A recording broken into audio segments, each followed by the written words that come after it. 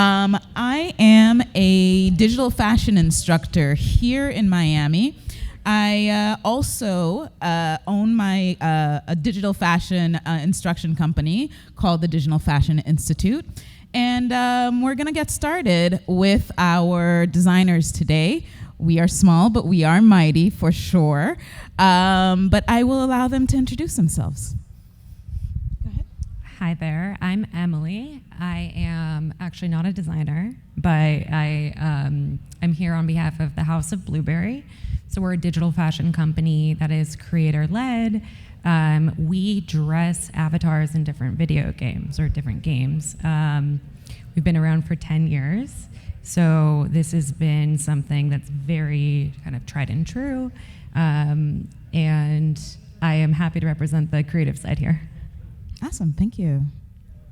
My name is Kevin, and I'm a digital and physical fashion designer. I've been in the industry as a designer for almost a decade, and I got into digital fashion earlier this year after seeing the success of Artifact and what they do. Thank you, Kevin. So our topic today is digital fashion, the new frontier. And at times it definitely feels like a little bit of a Wild West situations for designers, for people who support designers and the infrastructure that is being created. What are some of the obstacles that you guys see emerging for creatives in this space at the moment? Yeah, so I love this question. I think there are two big things that come up. There's education, and then there's interoperability, which I'm sure everyone in this room is familiar with. So this room is probably a more sophisticated audience, but just a show of hands or call out, I'm curious, anyone here who's not a digital designer, how long do you think it takes to design a dress?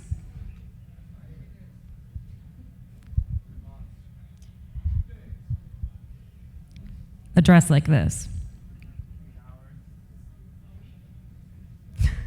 So we're hearing a range between 3 minutes and 1 week, but correct, it takes 3 full business days, probably a team of 5 people.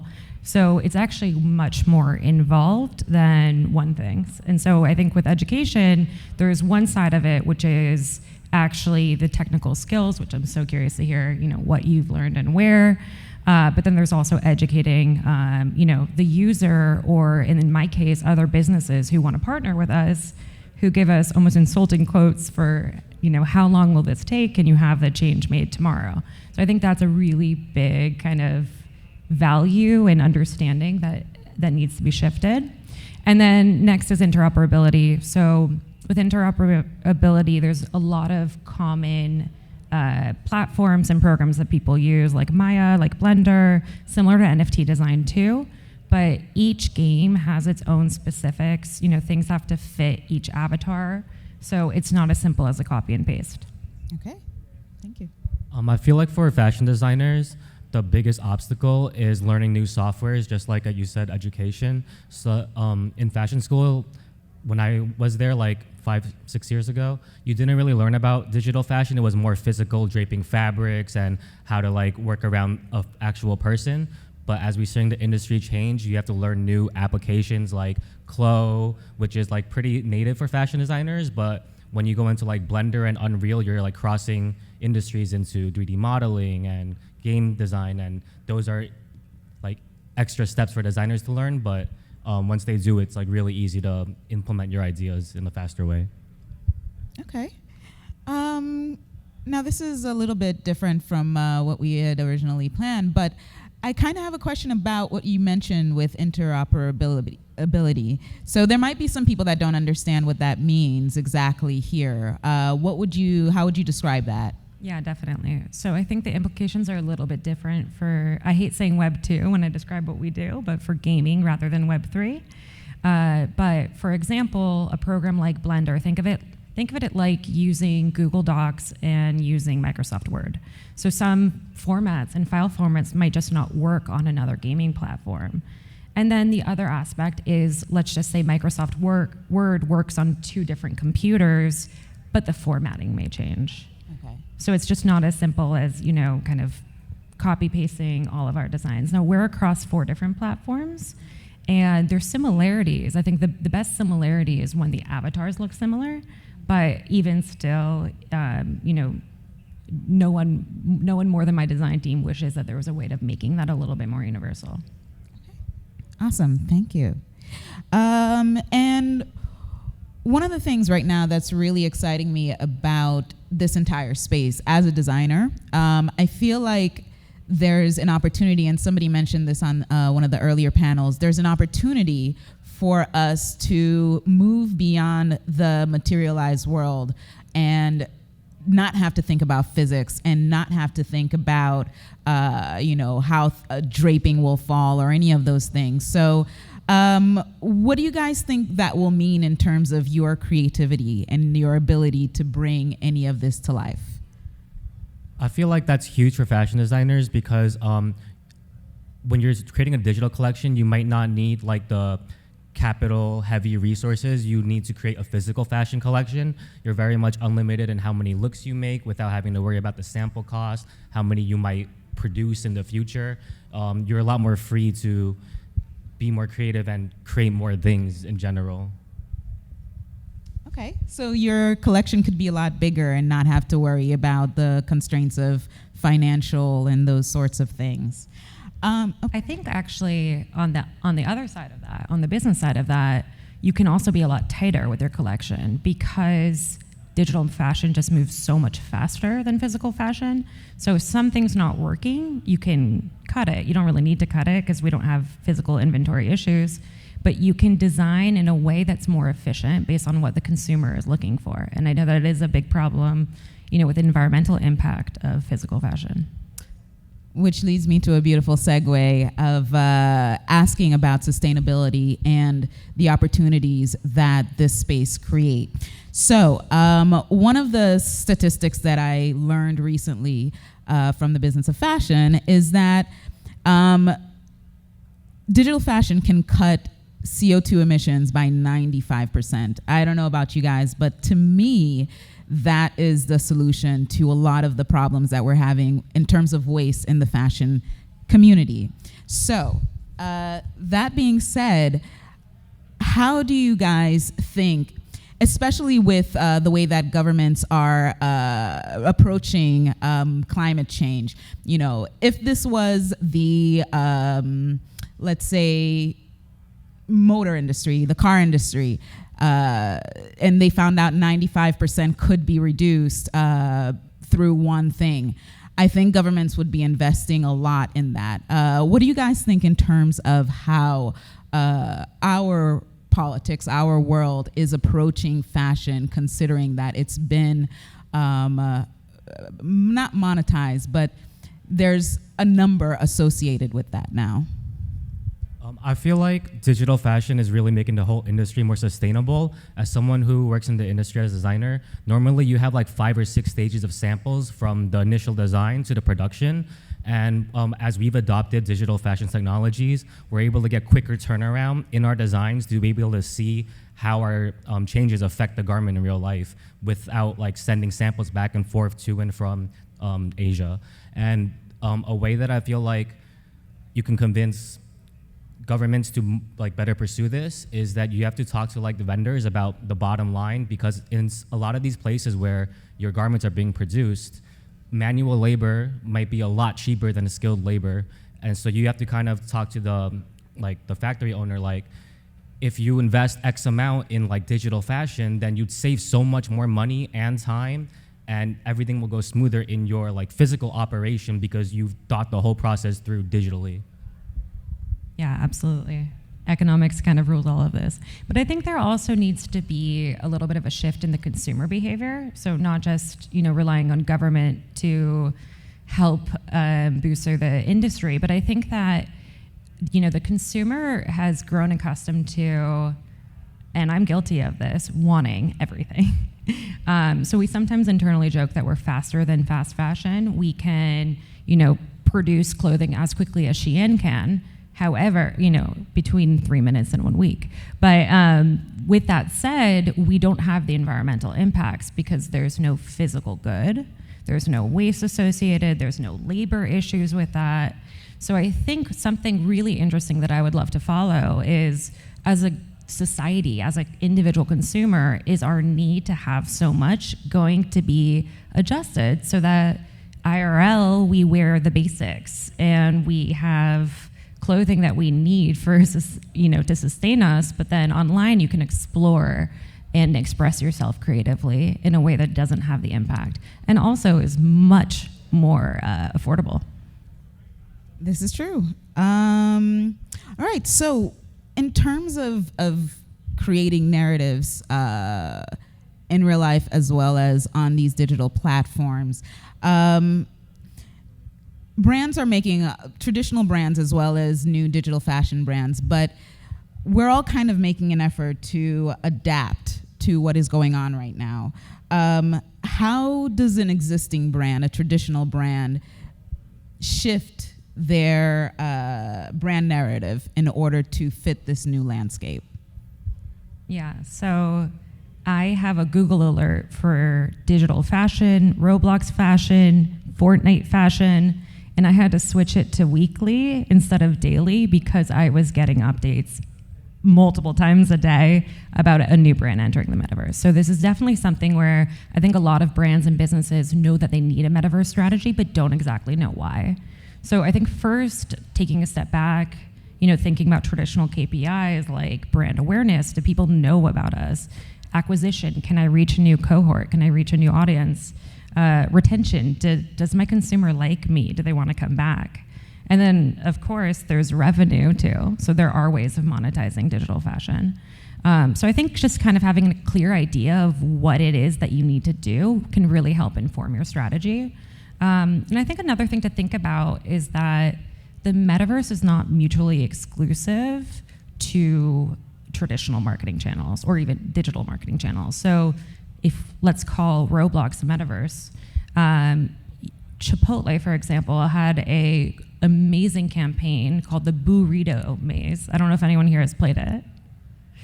This was last Halloween, and at the end of the maze that you play virtually on Roblox, you can get some select winners got a promo code to get a free burrito.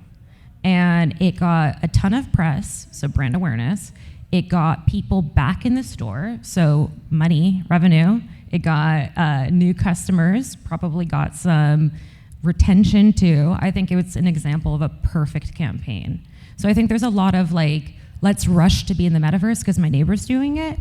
But when you take a moment to kind of think through your strategies, it's really helpful. And another place I'm seeing it helpful is with go-to-market strategy too. So if a brand is launching a new product line or they're launching a new physical location, I think it's a great complement.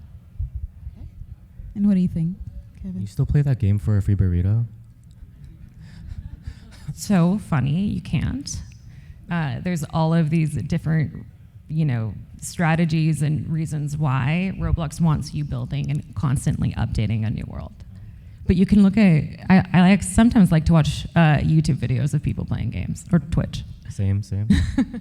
I feel like a way brands will change their marketing as the digital world breaks down traditional boundaries is that psychographics will become a lot more important than demographics, because it doesn't really matter where you live or who you are. It's more about what you believe in, and as everyone's values values become more important, brands will try to capture that and try to sell you on who you want to be and how you want to see the world instead of who you are and where you live. Oh, go ahead. I was just going to say that's such a good point also on the designer side, that you no longer need to be in the New York or the Milan or the Parises of the world. You can be anywhere. You can learn the skills. You can probably learn the skills online, and you can be able to have that access now. This is very true. So there's no more borders, basically. There's no more physics and there's no more borders. And I think that's an amazing asset for any fashion designer to be able to have. Now, in terms of value, you just mentioned that, but I kind of want to bring it into another place, another meaning of the word value, which is the actual physical product. Now that you're not going to have an actual physical product on a shelf for somebody to examine, how do you bring value to what people are purchasing in the digital realm? Yeah, so utility is another thing. I think utility and interoperability are the buzzwords I always hear. But yeah, this is a really common question I get. So there's sort of three different use cases, I would say.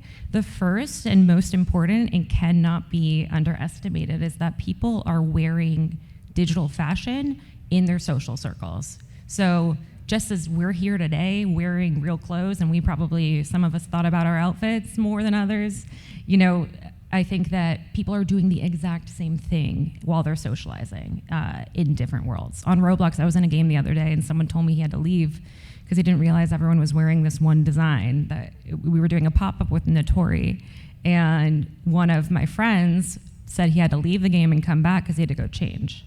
So it's just like the real world. Then the other use cases, I think, gaming, so actually like up leveling. This is something that you see with skins in Fortnite a lot. The pink helmet means it's stronger than the green helmet.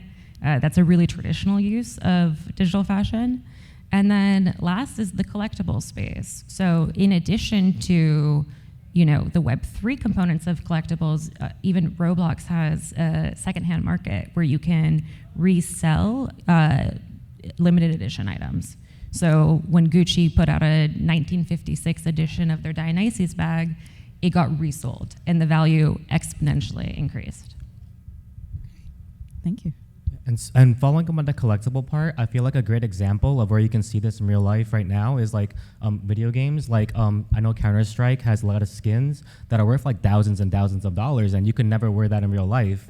But like it means a lot to the players who are able to like equip those skins and show their friends in that game. So that's an example of things that are worth a lot of money, but you can't necessarily wear it in real life. Mm-hmm. Okay. In that sense, then, in terms of building identity, and you mentioned that somebody wouldn't want to be wearing the same thing as somebody else in that virtual space. Now, in terms of building identity while also building community, what do you think are some of the pitfalls, let's just say, in terms of how to affect the cultural impact and how people connect and disconnect in terms of the way they look, in terms of, because a lot of the things that we associate with identity can disappear in digital worlds, right? But in terms of what there is there, how are you going to bring people together and kind of try to avoid the pitfalls of class and society and exclusivity and bring inclusivity into the picture? This may sound utopian, but I don't think we have those issues. At least I haven't seen it. We have a team of 24/7 moderators in each individual platform. We don't have a lot of issues like that, so that's great, that we are breaking down those boundaries. And I think on the flip side, in a world where you can be anyone, people are really taking that, a chance to creatively express themselves, and sometimes in ways that are accurate, and sometimes in ways that are completely different. One of our best-selling items was a pair of jeans that included cellulite. So there were stretch marks and cellulite in the rips in the jeans and in her stomach. So in a world where you can truly be anyone, you chose to be someone who had cellulite, and that's real, or more authentic to you and what you believe in. So I think that's really cool that people are still doing that. We had an interview with Vogue Japan, and the interviewer was saying that he identifies as male. He does not ever really wear female clothing, but he has a female avatar. And he just says he likes dressing his female avatar more. And it's a way of him expressing himself. On Roblox, the average user is like 12, 50% male, I want to say 40% female, and then 10% have not identified. So this is, our youngest generation of people, and they're not bound by gender, they're not bound by physical realities, and they're choosing to express themselves in a way that, at least at Blueberry, we try to make as safe as possible. That's really cool. Yeah, and following up, as kids grow up, being able to express themselves differently in like different games and metaverses, I feel like people will start connecting more based on like what you believe and who you are, instead of like where you're from, the traditional stuff like that. So Oh, cool. like, just seeing people for who they really are and connecting that way. I'm a white rabbit in the metaverse, so that kind of lets you know you can be basically whatever you want to be, and you don't have to restrict yourself to who you are right here, sitting right now, when it comes to being in these digital spaces. That is basically all of the questions that I had. I don't know if I have a whole lot of time left. Oh,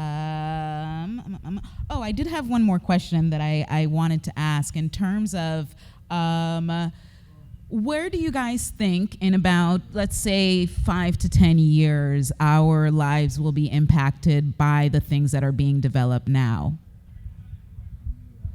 Just a guess, just in a fantasy world, if you could say, I really would love to see digital fashion go this way in 5 years, where do you think you'd say? McKinsey says that in 2030, so 8 years, this will be a $50 billion industry.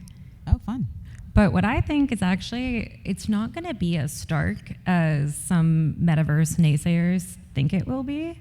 I think it's actually going to be a much more seamless integration, the same way Instagram and Twitter have become daily parts of our life.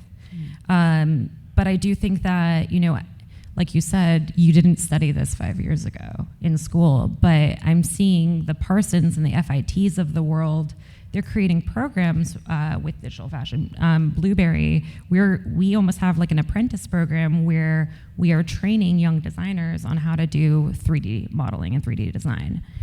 So I just think that we're going to almost have a renaissance of digital fashion. The designers are going to become more sophisticated. The technology is going to be more sophisticated. I'm excited to see what's possible. And I also think adoption is going to increase. I know a lot of businesses are looking at ways that they can implement the metaverse. So, when you work for a corporate company and they're telling you that on Microsoft Teams you have to have an avatar, I think that's when adoption is going to really, really increase. I hope so. And following up on how digital fashion has become more prominent in schools, like 5 years ago, you'd be very hard pressed to find a factory that had digital designers that you could work with as a fashion designer. But now I'd say like 80% of our factories have digital fashion designers because all the American brands have digital fashion designers and they need to catch up to our technology to be able to work with us effectively. So I feel like in 5 years, digital fashion design is gonna be like a requirement for the most assistant jobs in the fashion design industry. I feel like instead of Illustrator being the main tool you use to get your designs across, it's gonna be Clo. Everything's gonna be more 3D, and you're gonna see a lot less waste when it comes to sampling. All your design development's gonna be 3D up until the production stage when you kind of gotta make sure things are produced right. And I think the way we can see digital fashion become more mainstream is in Snapchat or Instagram filters. If there were brand partnerships that you have to pay for an exclusive filter, I'm pretty sure a lot of people would buy that filter from that brand they support just to show it off to their friends. So. That's fantastic, and I hope there are some fashion students in here that are taking note or on Twitter right now. But yeah, I completely agree with everything you guys are saying. This is ubiquitous at this point in terms of digital fashion, really penetrating every level of the production chain, the supply chain, all of it. And these tools are very important for all of us to be getting on board and learning at the moment. So thank you very much to our panelists. My name is Priska Millians again. You can find me at the Digital Fashion Institute on Instagram. And where can they find you? Yes, so I'm Emily again. You can find me after this and we can talk. But you can also follow House of Blueberry. Check out our website, Instagram, Discord, Twitter, Flickr, Pinterest. We're everywhere. And then you can find me on Instagram. It's just my name. Thank you. I'm Kevin Tung. You could find me on Twitter at Kevin Tung, Tung 27, or on Instagram at Kevin_Tung. Thank you. Yes, if anybody has any questions, we'd love to hear.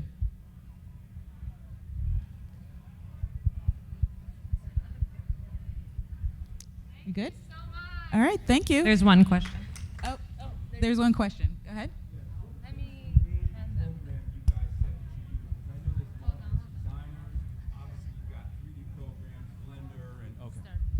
All right, so I was wondering what the main program or suite of programs that you guys like to utilize for design. I'm sure it probably varies depending on the project and you know what the end case for the designs is going to be. But I've heard of Marvelous Designer. Obviously, you've got the suite of 3D, you know, like Maya, Blender, that you know that you can do lots of stuff with. But is there anything that you guys like to use as a base starting point, no matter what you're doing, and then maybe you branch out from there?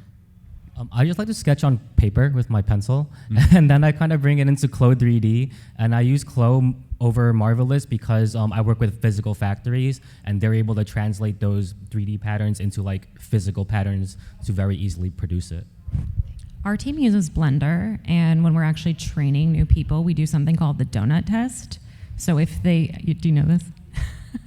So sorry if you know this already, but they draw a donut, and if they can do the donut, then they can move on to 3D design. But let me just add, at the base of everything is Adobe Illustrator and Photoshop. I think you're good and Clo, but if you know those two programs first, you can go anywhere you want with it. And we have a few more minutes before the next panel. Priska, why don't you tell us about education in this digital fashion? And I would love to also hear from each of you guys, like how are you practically bringing people into this digital fashion space? Because Web3 and Metaverse that we talked about are great, but I think separate from that, even if you don't want to add the crypto component, there's so much we can do with digital fashion. And so you personally started the Digital Fashion Institute. Tell us more about that. So for me, digital fashion has been something that I was aware of since I was in school, which was a long time ago. And it changed the way I saw the way that you could produce fashion back then. But at the time, there just wasn't a lot going on in this space. None of this infrastructure was there, and I didn't know where to go with it. But I learned 3D fashion when I was at Drexel about 10, maybe even 15 years ago. And now that I'm seeing everybody really kind of jumping on board with it, I decided to go back there. However, right now, the fashion schools really have been slow to adopt digital fashion and teach it. And if you really want to learn it, you kind of have to teach yourself, you know? And I thought that was kind of criminal because this is where everything is going. But there are some very basic aspects of traditional education that is still very much tied to the traditional fashion system. And that's where I feel like thinking of new immersive ways that incorporate Web3 in order to bring different kinds of people in and merge these two worlds together is just as important. I saw a presentation yesterday on Metacrafters, and it kind of blew my mind a little bit in terms of how other people are approaching education. And I was like, this can be applied definitely to fashion education. And I think I'm just looking for ways to actually make that happen and kind of make it an immersive type of situation. So if someone was to start today, where would you send them? Is it YouTube? I would like them to come see me, yes. But also... But how can you scale this? Like if there are thousands, millions of people, is going to be some sort of videos that you'll be sharing? Like, I don't think creating content is the way, because that already exists. There are companies like Udemy that have content up. There are companies that have, you know, systems that are built where you just go online whenever you feel like it. But the discipline isn't there for most people to self-teach, you know? And you also kind of need a collaborative space because that's what people are used to. And that's what the metaverse is for, you know, bringing people together into a collaborative space in order to learn. That's what I see education is. I actually read a statistic yesterday, or a story yesterday on LinkedIn that talked about how, you know, education, schools might go the way of malls in the next 15 years. They'll just be empty spaces, you know? And for me, I was like, okay, well then where are all these educators gonna go in order for them to teach the things they love? And the next best thing is the metaverse, is Web3. And I think that's what we should be preparing for. I would love to hear from you, Kevin. Oh. How did you get into it? And when a friend asks you how I can learn digital fashion, where do you send them? So personally, I learned it from YouTube. There's a great series on YouTube called like Introduction to Clo or Clo Foundations, where it's like couple hours of just learning Clo. And I feel like at our company, we've recently started onboarding a lot of designers into using Clo, and we kind of just walk them through the same YouTube series. But a big thing that I've noticed is that a lot of people have questions, especially when like going to a new program. So something that's really helpful is just having someone who knows a little more than you to be able to like hold your hand and help you find icons that are missing, and like just kind of walk you through it to make it easier, like an actual class. Yeah, the actual learning will happen when you ask questions, correct? What do you think, Emily? Are you guys like expanding your ecosystem of creators through education? I mean, we desperately need more creators. It's, our biggest hiring gap is finding digital fashion creators. Our CEO is a designer originally. She doesn't really do much on the creative side anymore. She didn't actually have a formal fashion background, but she was a computer science engineer. She was a gamer, so she was familiar with that space. And I was talking to a friend about this yesterday. We were commenting on how, I don't know if I can say that, how Meta sometimes looks a little uninspired. And that's why they had to bring in like Tom Ford and Prada to make things feel more fashion focused. And so I think a lot of things that we are seeing right now is that you have maybe the technical side, but you're not a fashion designer. And I think that's what Blueberry is trying to create, is we're trying to create people who have the technical side down, but first and foremost, they're fashion designers, they're creators. Okay. Yeah, and like you could also see it from a different perspective of those who are curious to learn, but they don't have to come from traditional fashion backgrounds. And so like Nike calls them, fashion Web3 curious. So now we can have fashion curious, and we all do it every day when we go out. So like, why not doing that for the metaverse, for our digital experiences? So totally makes sense.